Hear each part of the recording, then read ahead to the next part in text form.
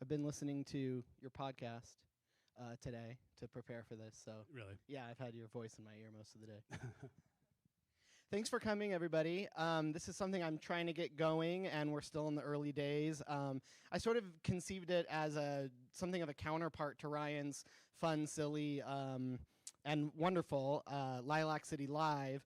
I wanted to do something a little bit more in-depth, taking on more serious topics. So we will see what comes in the coming months. I'm hoping our marketing department will shout us out a little more, and we'll maybe get some momentum here. But Luke, thank you so much for being here. Yeah, happy to be here. Okay, I'm going to say a few things up top, and then we will get to know all about you. I want to highlight a few programs we have coming up. So in a former life, I taught philosophy at Gonzaga University, and so we're putting some of those skills, I guess, to use. So every Wednesday in September, I've been teaching a short course on political philosophy, and tomorrow night is our last one. But you can still come out to it. They're relatively self-contained. We have district candidate forums for every city council district in each of our branches, so you can read about those there. We're going to be part of the Hispanic Heritage Month. We're going to be showing the film Critical Thinking, starring John Leguizamo, and it's a true story about taking some inner city kids to the chess championship. And what else do we have? Spokane Civic Salon at the end of October. There's a lecture called Why Not Capitalism that we will be discussing. It's a counterpoint to Why Not Socialism, which we did a couple months ago. So that should be fun and interesting. Okay, now on to our, I promise I won't take that much longer, our land acknowledgement. I'm on the traditional homelands of the 4 bands of the Spokane Tribe of Indians: Upper Band, Middle Band, Lower Band, Chewelah Band. Since time immemorial, the Spokane Tribe of Indians has lived and cared for these grounds, identifying themselves as flesh of the earth. We pay our respect to the elders, past, present, and emerging. We show gratitude to the land, river, and peoples who have been fishing, hunting, harvesting, and gathering here for generations. May we learn from one another's stories, so that we may nurture the relationship of the people of the Spokane Tribe and to all who share this land. Okay, final thing. If you parked out on Main, or if you came in through the main entrance, you'll be able to exit that entrance as well, and you can either take elevator A, which you can't see right now, but it's around that corner, or you can just take the stairs. And if you parked in the garage but then found you were locked out but went around but you're still in the garage, you can just take the elevator down to the garage and get out that way. Okay, Luke, how's it going? Pretty good. How are you? I'm good. I have a stressful couple of weeks with all of these candidate things, but yeah. Yeah, it's a stressful time of year where we went to one conference, we're going to another conference next week. I'm part of the Terrain art show, which is next week. Yeah, it's a busy time of year for sure. Okay, so I have a quick story. So last night was a wild night at City Council, and people were referencing range when they were, some of the reporting range has done. Yeah, I heard that. And there's a gentleman, and if you watch City Council, you'll probably know who I'm talking about because he speaks at every one. And he pulled me aside and he's like, "What is this range thing that everybody keeps talking about?" And he was like, "Is it?" I was like, "Yeah, they do a good job." Yeah, I mean, yeah. I was thinking about this coming down, like, my colleague Val is here tonight, and Polly and supporters, and not a lot of new media gets created in cities like Spokane. Like, there's not a lot of.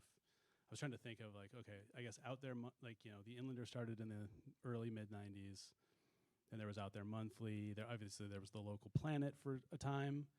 Am I cutting out real bad? Okay.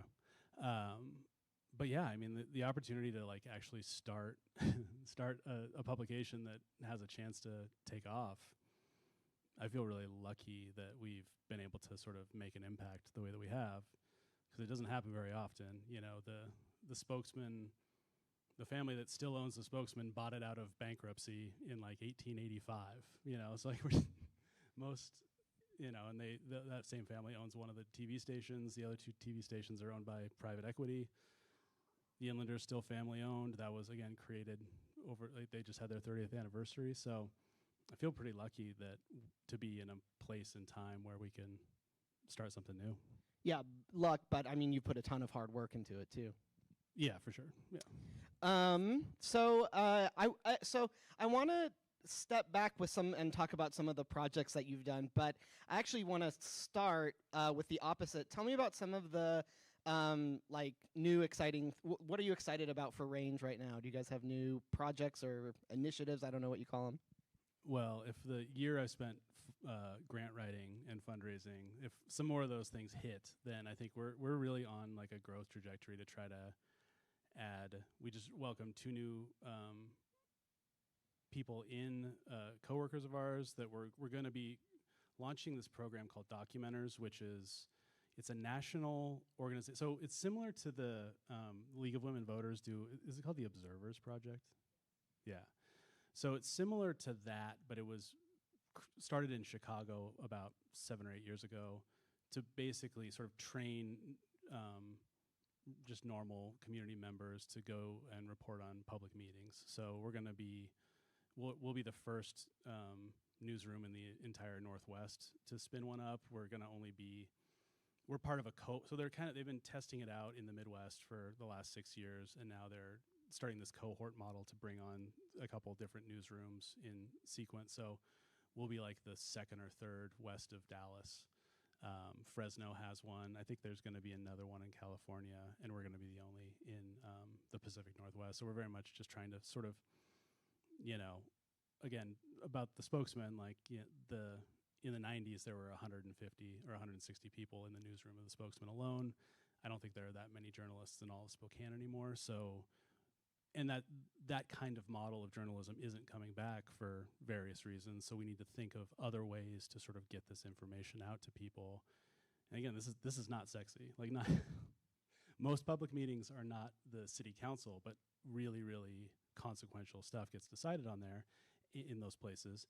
And often it's like the canary in the coal mine for, the censure, or what became a denunciation vote started in the Urban Experience Committee, I think, which is a thing that there's, for every big, sexy public meeting, there's like 7 or 8 other meetings that nobody goes to. So, and really, really consequential things happen there. There's also, and that's just a function of being a relatively big city with a lot of stuff going on. There's also like active obstruction, or what feels like active obstruction to me, with some of our public meetings that, like the county commission is an extremely untransparent body.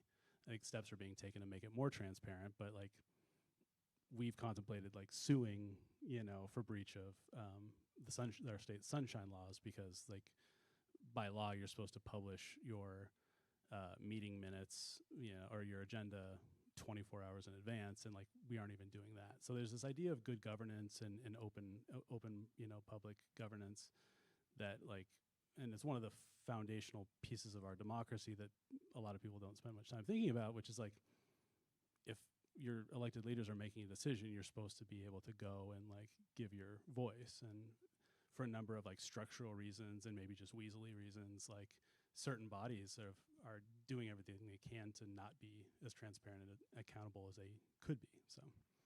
Yeah, that seems like one of your primary things at Range, is that kind of transparency and accountability.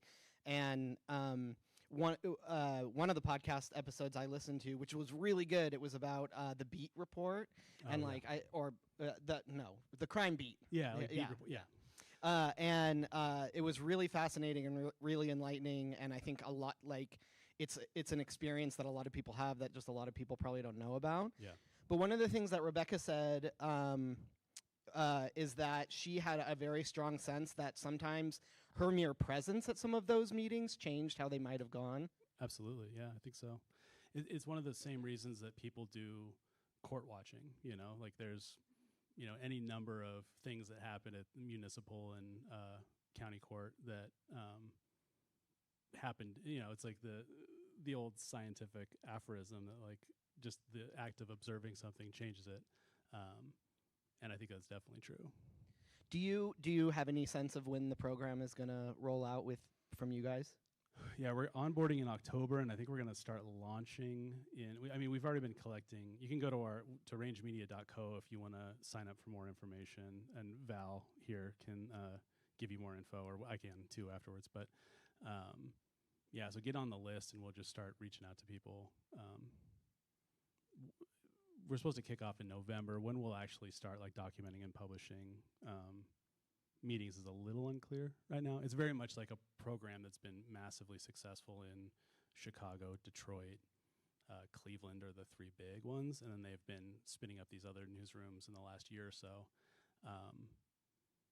And so it's still very much a program in development, but also they are trying to be responsive to like the needs of the individual community. So sometimes documenters programs are like housed within just good governance nonprofits that don't have a newsroom attached, and sometimes they're in part of newsrooms, and so it sort of changes the way the program gets rolled out. So it's like it's a little unclear to us, but yeah, like by the end of the year, I think we'll be hopefully publishing stories.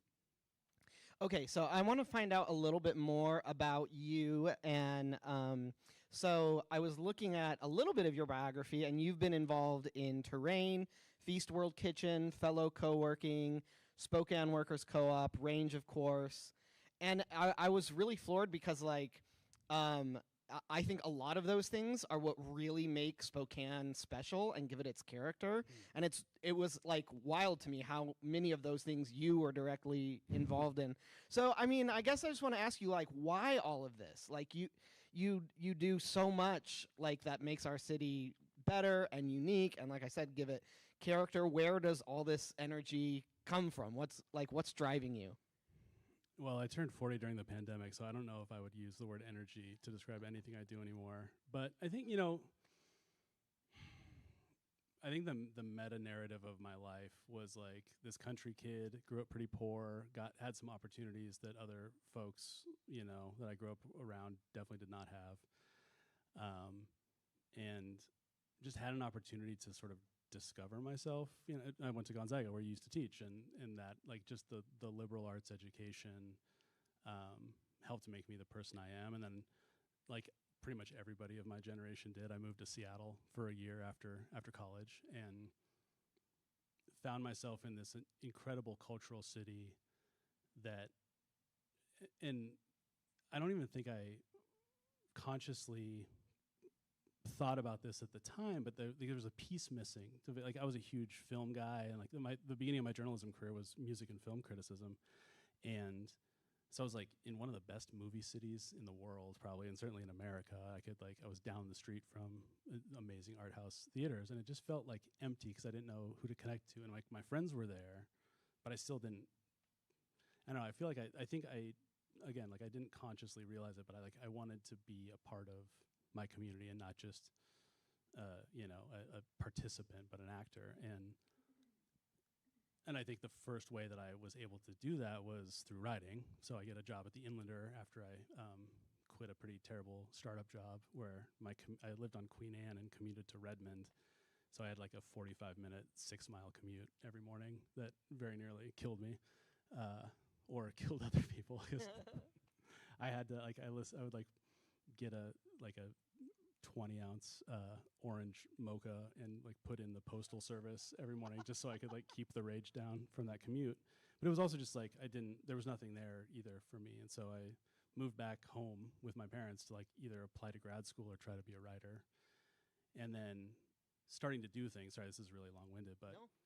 Part of it was like I loved the engagement of writing. I love the act of writing. I've felt like probably my whole life, and again, growing up relatively poor out in the country, I didn't even self-identify as a writer until I'd been writing. I'd been like employed at the Inlander for 4 or 5 years. Like I was 27 when I decided to self-identify as a writer, I think. And so part of it was just like sort of feeling out what even the realm of possibility was. And those early days were just like, it's pretty rough here culturally in the early aughts and the mid aughts. And I had a couple young colleagues, and we were just like, man, every time a halfway interesting band starts up or a club starts up, like all the clubs were undercapitalized. They were like starting and collapsing all the time. It just felt like there was no like it was just really hard to get a cultural foothold. And this is like, 2004 through 2008. And a colleague of mine were like, okay, partially it was just my buddy Joel wanting to be like, I need more friends in this town, because he's from Mount Vernon and then went to school down in Redlands, California, and then ended up here for the job at the Inlander. And he's just like, personally, I'm just like want to find more people my age. So we did this special section at the Inlander called 20 Under 30, where we just like went out to all of our contacts and got all of our colleagues in news and writing about, law or medicine, to do just like who are the people that chose to stay, rather than like there's the whole Spokane diaspora of all the kids who leave after college or leave after high school. Who are the people that were choosing to stay and make their, try to make an impact here? And in that process, if we include me because I was editing and writing that section with Joel, 4 out of the 5 people who ended up starting Terrain were part of that like cohort. And then, because like the traditional idea of, at least the American idea, the post-war idea of journalism is that you're like an outside observer. There was, and even though I didn't go to school for journalism, even at the Inlander, that was pretty like hammered in. It's like you're commenting on the scene or you're writing about the scene, but if you were to be a part of the scene, that would somehow be a conflict, or that would somehow show a bias. So, the first 3 or 4 years while I'm still at the Inlander and one of the co-founders of Terrain, there was just like this real guilt that like I'm taking steps to make the thing that I care about better. And that felt really kind of broken and gross to me. And it's something that I still actually struggle with today in the work that we do with Range. Like, but there was just this real powerful revelation from like that first Terrain. We're like, we're gonna just put a bunch of art on the walls in a building that had been abandoned for 20 years downtown, and try to just get as many people, because the idea was that people had to move away from Spokane, not even to like necessarily make it because they were trying to get like a record deal with Sub Pop in Seattle or something. It was just like more than money or anything. It was just community. You would talk to these people and say, there's just no community. There's no creative community here. And you hear that from 30 or 40 people, and you start wondering like, how many people does it take to make a community? So the first Terrain was literally just, let's put a bunch of art on the walls, let's buy some kegs, let's have some music, and just see who shows up. And 1,500 people showed up to that first event. And I mean, we had like 4 up flyers. Like you print like 4 flyers on a normal sheet of paper, cut them in 4, and like hand them out in front of other shows and stuff. And that was how it was. This was like the year before Facebook hit big, so we promoted it on MySpace a little bit, but other than that, it was just word of mouth. And that was kind of, there was like the journalism and being a writer and documenting, my community, and then actually sort of getting up the nerve and then sort of rationalizing those 2 parts of my mind to act in the community. And then after that, it was kind of off to the races. I had to leave journalism the first time for monetary reasons, which ties into Range as well. Just like what I was being paid. I'd bought a house when I was an editor, and then I went back to being a writer, and I couldn't, afford my mortgage anymore. So I spent 2 years putting my utility bills on my credit card, and then I went into advertising. And I don't know if you'll be shocked or not shocked to learn that being a copywriter at a digital advertising agency is like 100th the work of being a journalist. But I also was like gainfully, like I had a living wage probably for the first time in my life, even as inexpensive as Spokane used to be back then. And so I found myself with all this creative energy, and then pretty quickly realized I didn't really want to do like digital advertising for a 3rd-tier cable product that AT&T owned and marketed in the Mid-Atlantic states, which was like the majority of that job. So I started thinking about the other things that might be cool to do in Spokane. And the first, like right before I left, I did a story on co-working, because it seemed like a really amazing thing of just like people kind of, rather than being chained to an office, because that's where your employment is, like this is the very beginning of like digital nomads and people either being, self-employed or like working remotely. Some people were trying to start that up in Spokane. And so I just wrote about it. And it was a really fascinating idea. And then a couple years later, it's like, I'm not going to be in this advertising thing forever. So what do I want to, like, where do I want to work kind of was part of the thought. And I was like, I wonder if that co-working space ever actually took off. And so I contacted the people, and they're like, oh, we're still thinking about it. And I just got this kind of wild hair to be like, well, what if I start it, will you guarantee that so I also had a different person I had interviewed. It's actually, if you want to be a guy who like starts stuff, being a journalist is there are worse things to start than being a guy who talks to people in community for a living. You know, it's like I had also known this architect who was like outgrowing this really beautiful space downtown and was willing to sublease it to me. So I was like, okay, if I take on this sublease, can I get like 10 people to start the co-working space? And that was the beginning of that. So I guess I don't like the word entrepreneur because it feels very wealth driven or capitalist, and also very individualistic. And like more of this, like I've always wanted to work in community with people and lacked the model for it. So I don't think of myself as an entrepreneur, but I am a person who likes to start things in community, I guess. And so I started ended up leaving the agency job, but like wasn't ready to start a journalism thing again. So I ended up starting my own creative firm that's still around with a buddy of mine, and did that for a while, and started feeling like, and was still really involved with terrain. And then a buddy of mine who had worked at the Inlander, it had written for me at the Inlander, had this idea to start Feast World Kitchen, and he reached out to me about it. And there aren't that many people that start nonprofits from scratch or grassroots either, and that's like kind of a skill that, because we eventually turned terrain into a 501c3, and so I kind of knew how to do that, and so we just helped get that off the ground. And so it's just been like a process of like either having my own ideas and starting things, or trying to help other people with really, really good ideas for making Spokane better. But again, like I always felt a pull back to journalism, and around 2016, who can say why around 2016 I was like, wow, things are getting really rough. Maybe this,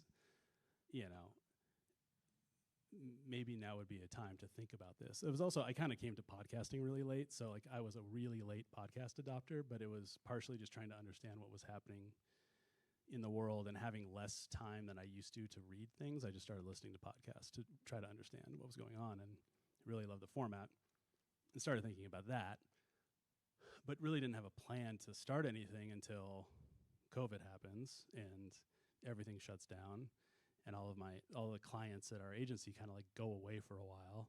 So you spend a week frantically like trying to help everybody get on unemployment. You spend another week frantically like applying for PPP, all the various things to help people get through, and then you're just sitting there and you can't leave your house. And so that was the when I finally decided, like, okay, if we're gonna, again, I'm like approaching 40, I'm already feeling like the limits of what I'm gonna be able to accomplish in my life. So it's kind of now or never. And yeah, and again, it was just originally almost kind of intended to be more of a philosophical, high-level podcast. And so the first couple episodes, I didn't even interview anybody. They were almost like essays. And then the murder of George Floyd happened, and even just a couple days of news coverage around the local news coverage around the unrest that kicked up here. It was just like obvious that the people I knew who were moving in the community and trying to fight for something different and using this as a catalyst to, rally people to do it, they just weren't showing up in news reports. It was Sheriff Ozzie, it was the mayor, it was other folks like that. And Sandy Williams would get a shout out, and Sandy's amazing. But it was like the accepted and palatable leaders were the people who got talked about. And, the people who were running around as like, mutual aid, doing mutual aid medic work. Nobody was writing about them. Nobody was writing about the young radicals who were pulling people, toward, whatever end they were looking for. It was like we really need those voices in this conversation too. So the fourth episode was the first interview was with Jack Archer, who's a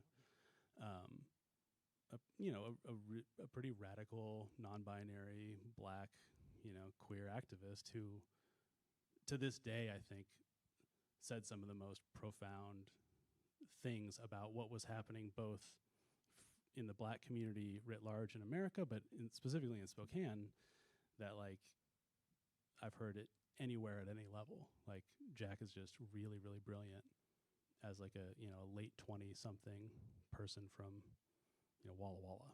So I have them on my list of potentials for really if this takes off. Yeah. And so that I want to say it was a lot of work, like you're saying, but it also was like just pretty organic and trying to be responsive to community. And again, it's like for a long time we couldn't go anywhere, so an episode I recorded in my backyard, and I'm like teaching myself how to use audio equipment at the time too, because like I don't have a background in audio. But then enough people. So one of the amazing things about Spokane. So I think part of what we're trying to do with Range and just all the stuff we do is like Spokane used to be a test market. I don't know if it still is, but like the pizza flavored Pringles I remember came here in the 90s when I was a kid, and I remember my grandpa was a crew chief at Fairchild, and when he retired, he like worked at Tidyman's on the north side as just like a retirement gig, and he was always bringing home like bright neon like Coke 2 swag, because like this was one of the places they really tried to make Coke 2 happen. So it was like one of these places it's kind of this weird middle America. It's like it is the Pacific Northwest, but it also feels kind of like the Midwest. It's like there's a weird Venn diagram happening in Spokane, and not much racial diversity, but it is maybe kind of like a Mayberry type place, at least in the eyes of marketers and stuff.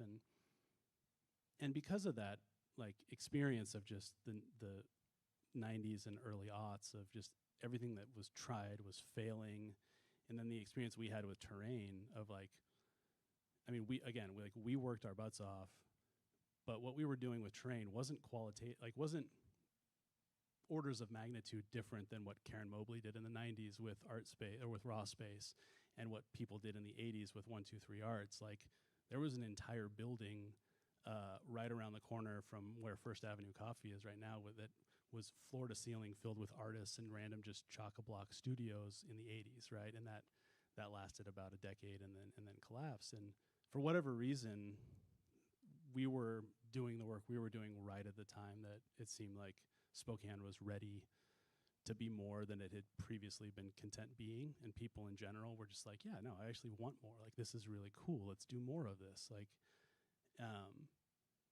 and so it. Oh, sorry. So there's the test market piece of things, but then also because Spokane's like a AAA city in certain way, like in terms like in baseball terms, it's like you're a AA or a AAA city. It's like a bunch of people who have become big name journalists or just have jobs in the national journalism ecosystem started here. Some of them still live here. They all have like relatively fond feelings here. Like the vice president for ethics of the Poynter Institute, former Kelly McBride she worked at the Spokesman. And this guy who also used to work at the Spokesman, Ryan Pitts, and who works at a foundation called Open News, just like reached out to me, and I kind of knew him a little bit. We had like some of the same friends. He was a big music scene guy, and he was like, "Hey, I think Range. Like, do you want to make Range a newsroom?" And I was like, "Yeah, maybe. I don't know. I mean, yeah, maybe. I don't know. I hadn't even really thought about monetizing or turning it into a business. I was just doing a podcast." He's like, "Well, you should go for this boot camp." And there was this. So around this time in 2020, like there were just a bunch of people trying to.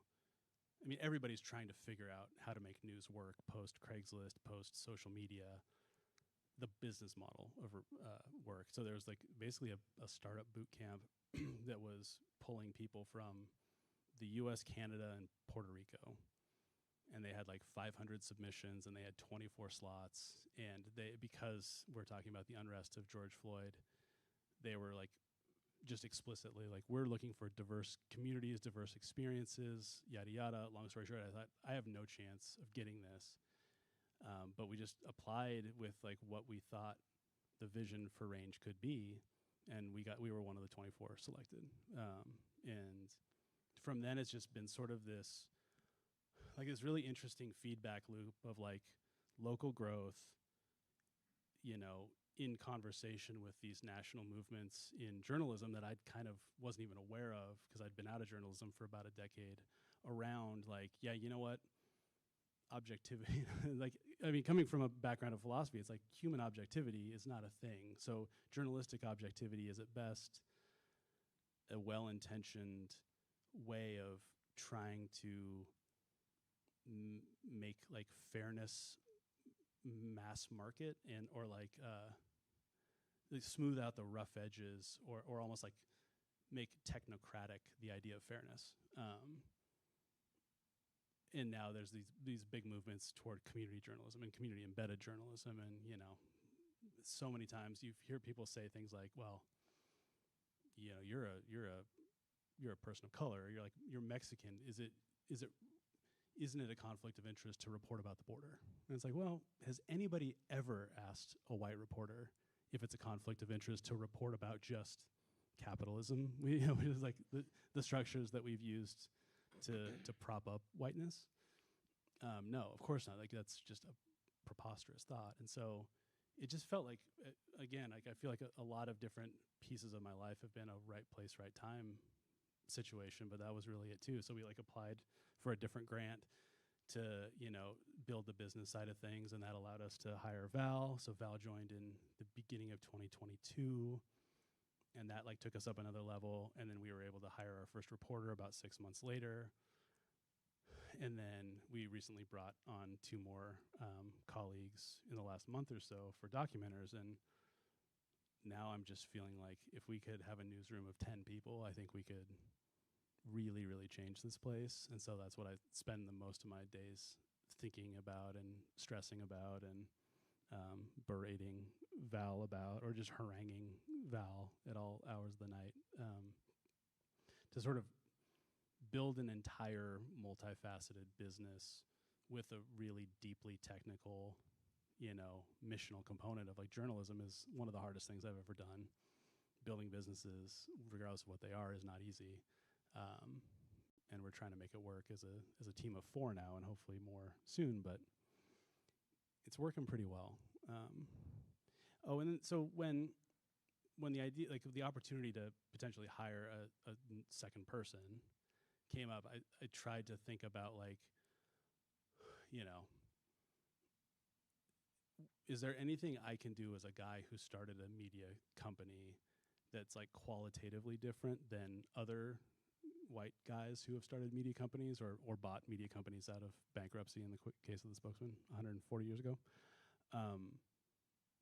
And the only thing I could really think of is, can we create something structurally so that like, even if you think I'm the coolest guy in the world, I might die, or my outlook might change.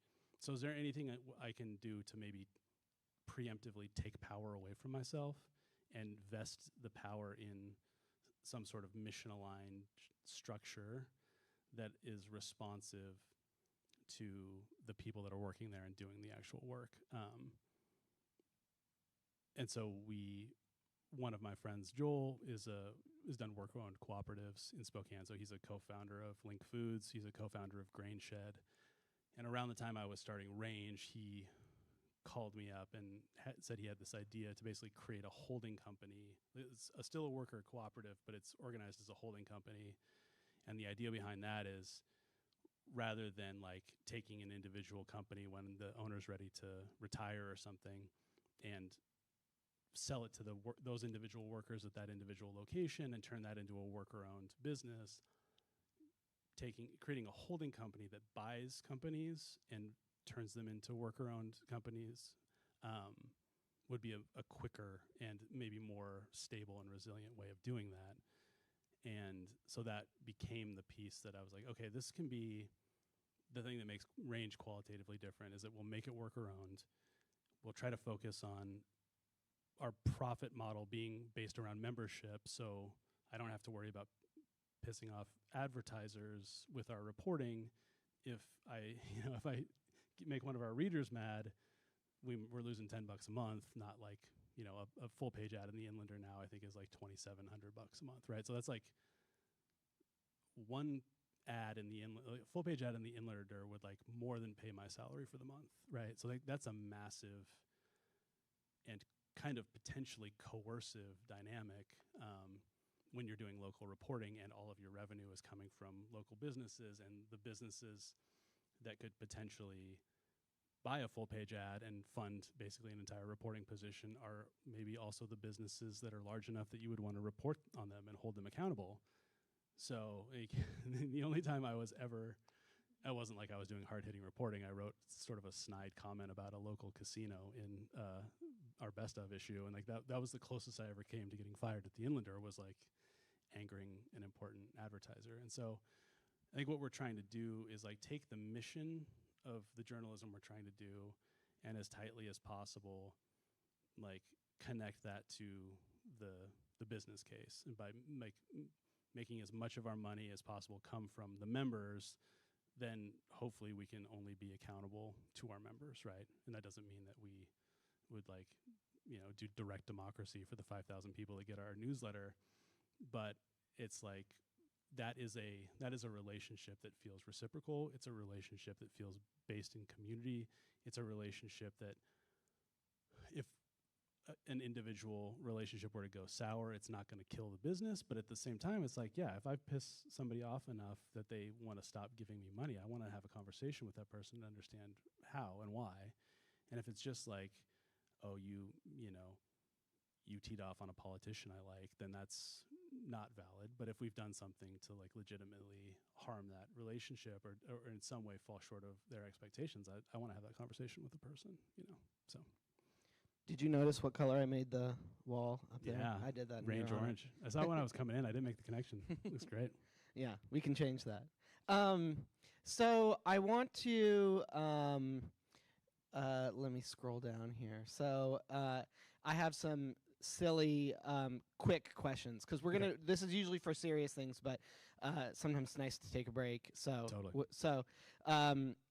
Flight or invisibility? Man, in video games, I'm always a stealthy guy, so probably invisibility. But maybe in practical life, I think maybe flight. I have more flight dreams than invisibility dreams. Oh, same. Yeah. If you say flight, you're a good person. If you say invisibility, you're a bad person. Oh, interesting. So, what's the weirdest or most interesting job you've ever had? I mean, I think being a journalist is pretty weird and interesting. That's probably the one. The job I had, that startup job in Seattle that was so awful, was really weird. It's like, have you guys seen the 40-Year-Old Virgin? So Catherine Keener did basically like sold people's junk on eBay. Imagine that, except for corporate liquidation. That was my startup job that I worked in. So I was like pulling apart parting out Pentium 3 computers that were like from like the Siemens warehouse in Bothell. So weird in a bad way job. But yeah, I mean, I've had a weird course through life, but all my jobs have been pretty straightforward, I think. Yeah. Do you have a go-to karaoke song? Oh man, did you give him that, Val? No, I'm like kind of, it's actually it's an ongoing, like the whole office is mad at me because I'm not an active enough karaoke participant. Actually, this is like anxiety inducing enough. Trying to also like sing is pretty bad. I think I would have to be kind of like a low octave country guy. I bet like, which is just like the default for I think men of a certain age. But I actually the plan was I was going to do Loretta Lynn, The Pill, and then I realized, well, one time they just didn't have the song, and then I also realized it's probably out of my vocal range too. So. Your favorite or most frequently used emoji? I use the heart emoji a lot. I also, I use other emojis too that I probably. What is my most used emoji? Yeah. What was this one's in between? Oh, I also use like the cringing emoji a lot. yeah. I'm just like, ugh. What was the last podcast episode that you listened to? Wow, right before I got here, actually, Pull it up. I was listening to. I was listening to the New York Times Daily, but I feel like that's kind of boring. I've listened to the podcast from The Intercept, the Intercepted and Deconstructed. I think are both really, really great. One of my favorite podcasts is 5 to 4, which is a podcast about how much the Supreme Court sucks. That's like an all-time banger. There's a really interesting heterodox foreign policy podcast that I listen to called American Prestige. God, this is so weird. There's a podcast that sort of really takes seriously like the intellectual traditions of the right, largely from a center, like a moderate or left perspective, but like seriously like dealing with, the intellectual traditions of the last 100 years of the right, called Know Your Enemy, that I think is a really fantastic podcast. I'm just scrolling through. I love it. There's actually one of the podcasts that I kind of modeled range on is called Canada Land. Oh. It's like sort of a media criticism and news podcast that's just kind of about Canada, and I've always been kind of curious about Canada. Yeah, that's a pretty good. I also listen to. All my podcasts are like pretty newsy. Yeah.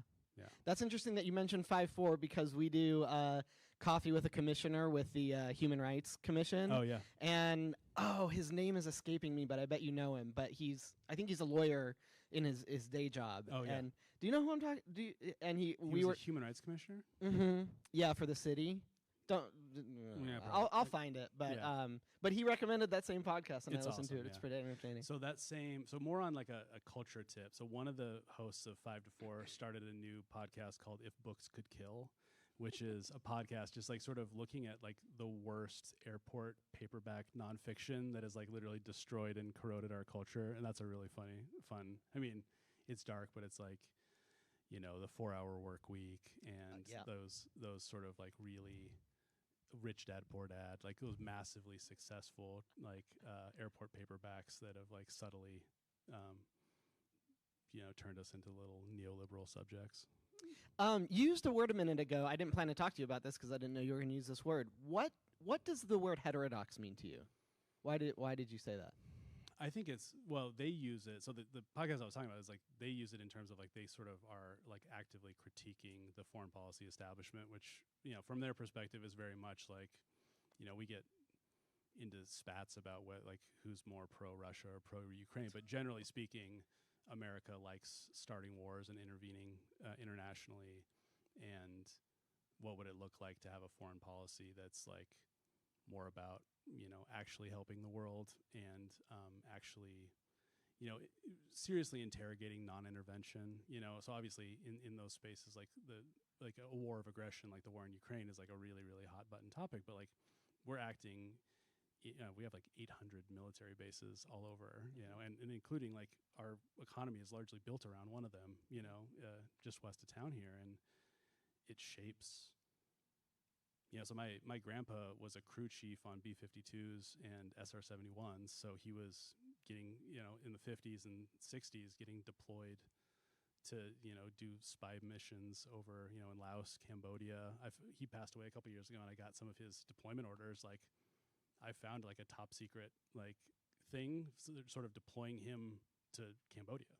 Like, wow. I'm like, wow, I'm like literally witnessing the deployment papers for a war crime. Because like, we weren't at war in Cambodia, but that's where he went. So yeah, I think that in that context, that's what they mean by heterodox.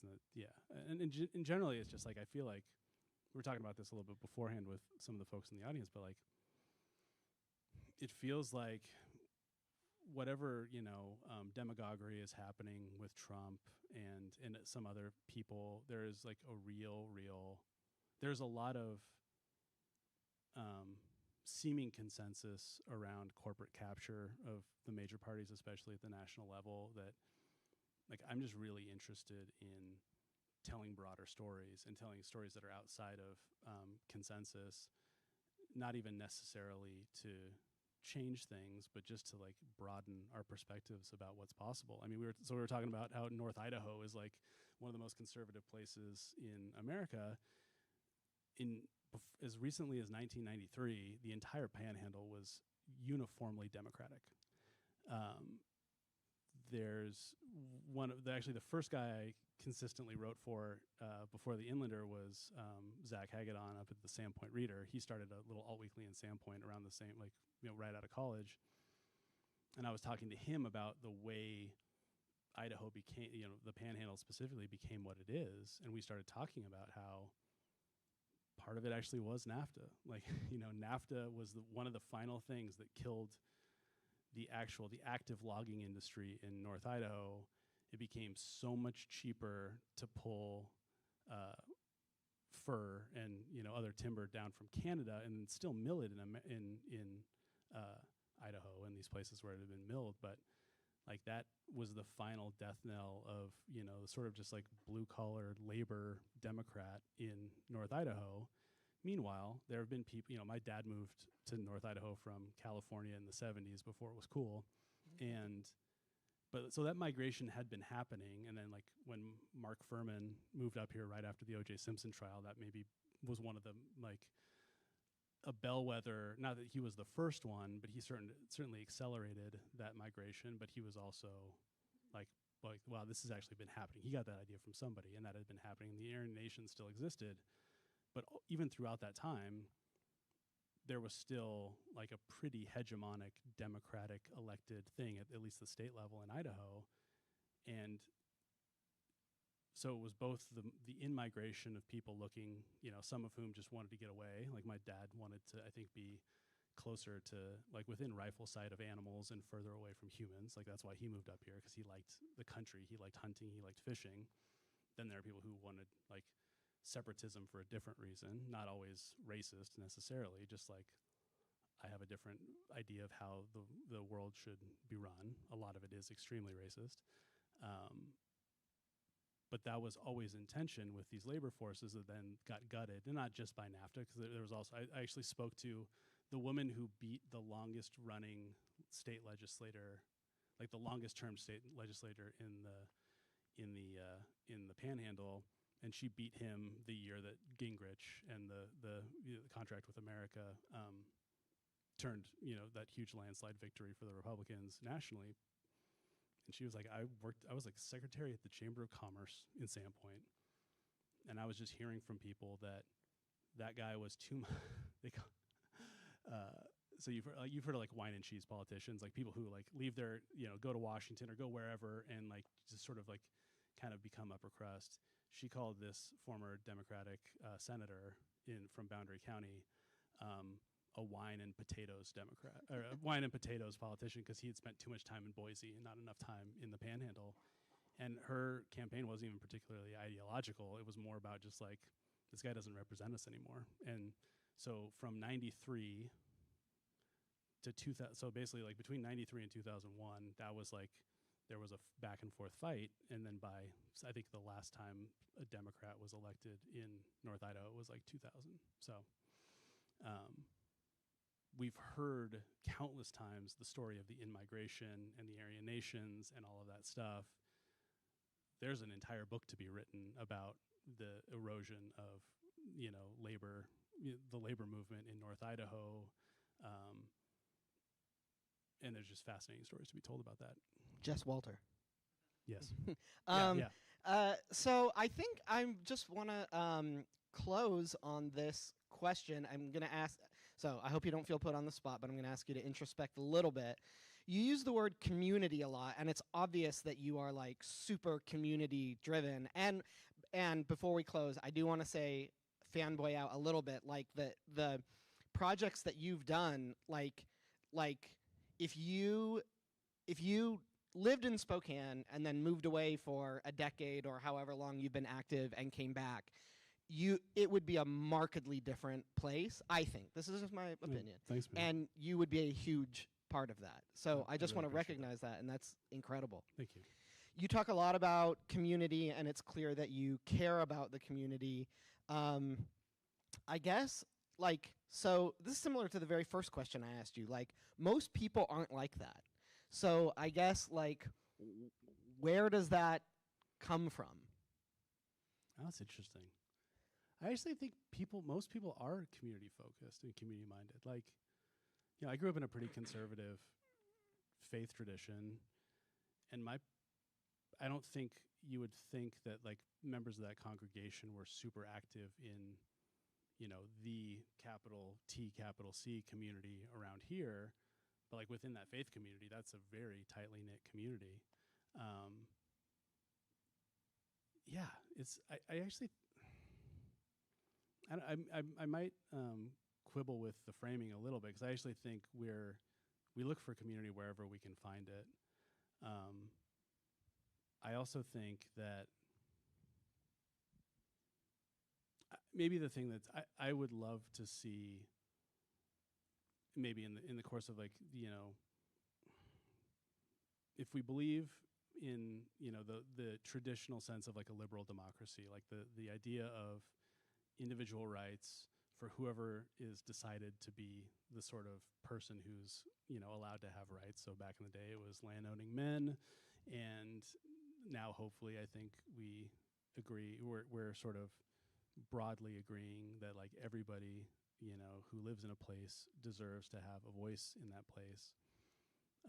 I think my idea of community is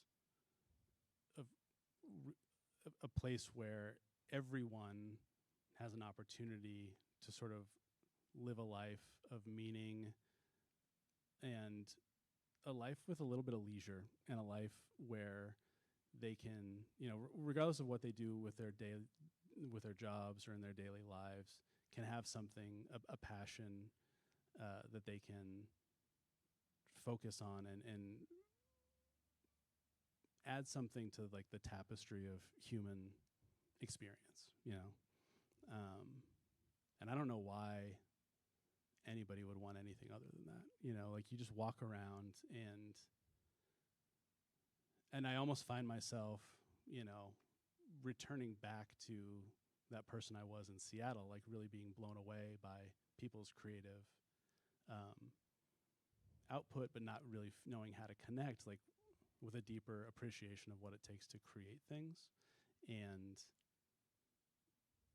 I don't know, I walk around in awe of the people I see around me, and in awe of the things that they do, and also probably as much or more, and I certainly probably talk about the frustrations more than the awe, but it's like we're all building this thing together, and the more people and the more diverse perspectives get a hand in at like that, like protean, at the forge level, whether that's the forge of democracy or the forge of art, or the forge of some other kind of creativity, and really like convening people. I feel like restaurants, like food, is a really beautiful example of community and artistic expression and togetherness. Like, I don't know why you would ever choose to live in a place that didn't value those things, because like that's feels like what life is for. That's a great place to end it. Thank you so much for doing this. I really appreciate it. Yeah, thanks, man.